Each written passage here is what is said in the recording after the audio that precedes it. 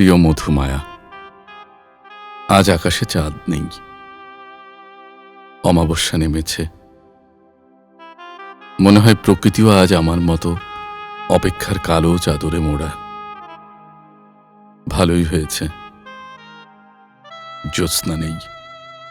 জ্যোৎস্না থাকলে তো তোমাকে দেখতে ইচ্ছে করতো আরো, আর না পাওয়ার যন্ত্রণা বুকের গহীনে আরো তীব্র হয়ে উঠত।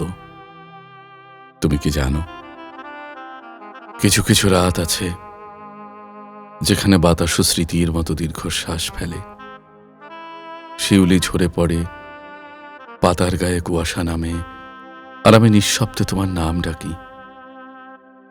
আজ আকাশে তারাও নেই, চারপাশে এত অন্ধকার, তবু এই অন্ধকারও আমার ভেতরের শূন্যতার কাছে ম্লান।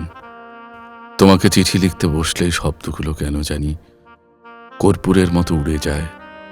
কথাটা আসে, কিন্তু বাক্য হয়ে ওঠে না। বুকের ভেতর কেবল এক অদৃশ্য ভাঙন, যেন নদী ভাঙে গোপনে। থাক, শরীরের ব্যথার কথা আজ বলবো না। জ্বর, ক্লান্তি, অনিদ্রা, এসবের চেয়েও বড় অসুখ তোমার অভাব। মানুষ বলে শরীর পোড়ালে ক্ষত হয়, আমি জানি। মনের দহন আরো ভয়ঙ্কর। শোনো, একদিন আমায় চিঠি লিখো, অপ্রাসঙ্গিক সব কথার শেষে লিখো, পড়ন্ত বিকেলে তোমার সাক্ষাৎ চাই। আমি যাব। বিকেলের সোনালি রোদ মেখে, তোমার নীল শাড়ির স্মৃতি জড়িয়ে, খোলা চুলে বাতাস বেঁধে, কাজল চোখে অপেক্ষা নিয়ে। আর তুমি আমার দিকে তাকিয়ে বলবে, কেমন লাগছে আমায়?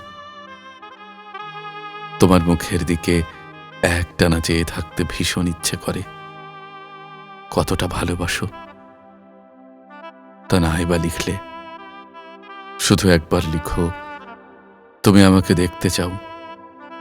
এই একটি বাক্যের জন্য একজন মানুষ এক জীবন অপেক্ষা করতে পারে। ইতি, মধুমায়ার পরাণ।